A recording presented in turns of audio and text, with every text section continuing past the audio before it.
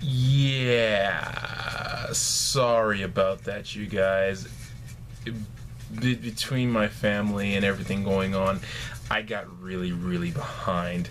So, Minasan, konnichiwa. So, let's say I'm sorry for not keeping up with the coverage. And instead of trying to recap all the days I missed, sorry, let's just focus on the last 2 days. And actually, we don't actually have that many days left. Again, once again, I will put up the links. Actually, I'll put up links for all the days I missed in the description down below. So click there. And of course, thank you always to PeterRussellSpirit.net for the continued coverage. Let's discuss the last couple of days, because I think the very last day for the climax is still soon, because we only have 1 day left of block matches, and that's gonna be for Block B, because Block A is actually now set. So let's before we get to that, let's look at Block B and talk about that before we even get to Block A. So Block B for the August 10th day, and this was August 10th was day 16 or 15, I believe. Day 15, and the 12th is day 17. I think so. Well, either way, while I'm working that out, August 10th, we had Nakajima versus Omega, with Omega beating him with the One-Winged Angel, the Katayoku no Tenshi. For Omega at the end of that day, for 10 points, Nakajima 8.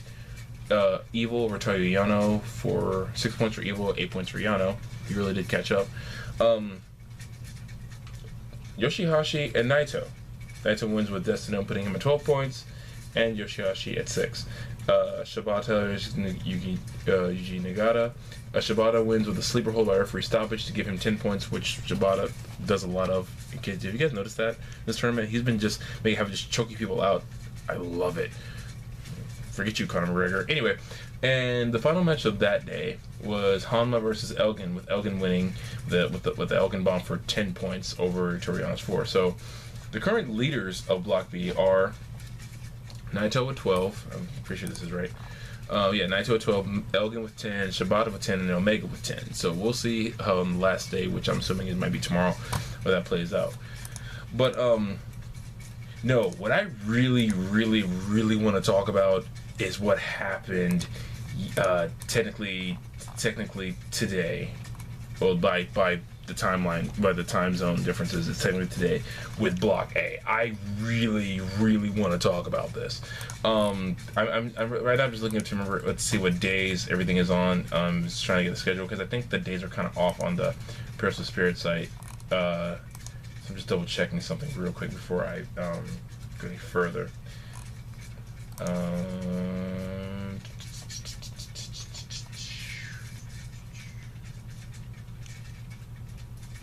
Yeah. Okay.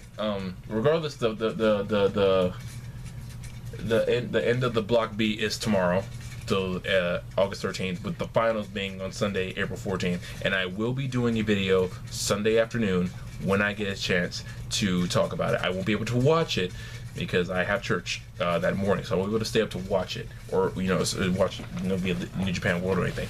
But I will talk about it after it's over and we have everything covered. Okay, but I really want to talk about Block A, and that's one reason why I wanted to do the video today. I'm actually about to go to a wrestling show, River City Wrestling. If you guys are in the San Antonio area, definitely check them out. They're great. Okay, but let's get into it.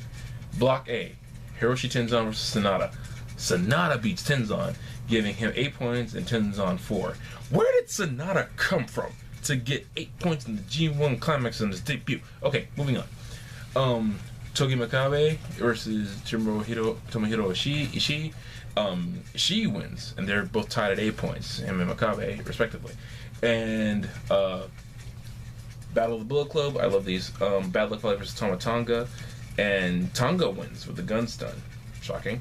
But it still puts him just below Fale with 8 points to Fale's 10. And Hiroki Goto versus Namuchi Marufuji, and Goto wins. which is shocking considering how strong a showing Marufuji has been. By the way, this is not lacking on Marufuji's player at all. I think Goto has been on this hot streak this year. So, especially with joining Chaos, I think he really kicked it into overdrive. So, and even with that GTR, I love that finish. It's kind of brutal looking. I love it. But yeah, so Goto wins over Marufuji, give him a total of 12 points. But no, what I want to talk about is Tanahashi versus Okada again. I haven't seen the match, but I've been told by everyone it was 5-star. And they not only did neither of them, they went to the 30-minute time limit draw. How are these two still this good? How do these two still put on this expert of a match? They have faced each other at least half a dozen times, if not more. And yet, so they can still put on a match where you are not bored at all. It's like Austin and Rock to me. It's like Austin, Rock, Shawn Michaels and Brett, Joe and Punk. You just can't get these two to have a bad match with each other. And even the matches that people think are not as good as the others, still, when you put up the matches that in their series are not as good against other matches, they still blow them out of the water. I remember, of course I remember it was just a few months ago, staying up to watch Wrestle Kingdom this year. And I remember being so tired and so sleepy that I thought I wasn't going to make it through the whole show. And I was like, oh man, I'm not going to make it. But Ishii and Shibata woke me up. Nakamura and Styles kept me up. And Okada and Tanahashi kicked my adrenaline into such an overdrive that the second the show was over and I laid down, I dropped asleep so fast. But that's what they do, man. They put in the matches that are a main event in anyone's show, in anyone's company, in anyone's promotion. These two are a main event, no matter what the case. I'm honestly glad that wasn't the main event of the G1, which of course couldn't be because they were both in the same block. And even from a fan standpoint, I'm being honest, I do hope that they're not the main event of Wrestle Kingdom this year, only because New Japan has so many guys who are fighting for that spot right now, and they don't need to just rely on these two. Now, one of them can be in the main event against somebody else, that'll be fine. But I still think that these two have enough star power that they don't need to main event anything else. They probably will in the future. I'm not saying that they never will again, but they don't need to. I think even for Okada being as young as he is, his legacy is solidified because he's gone up against so many legends in this business, Killian Tenryu in his retirement matches this year, and definitely his series with Tanahashi has definitely guaranteed him a place with legendary status.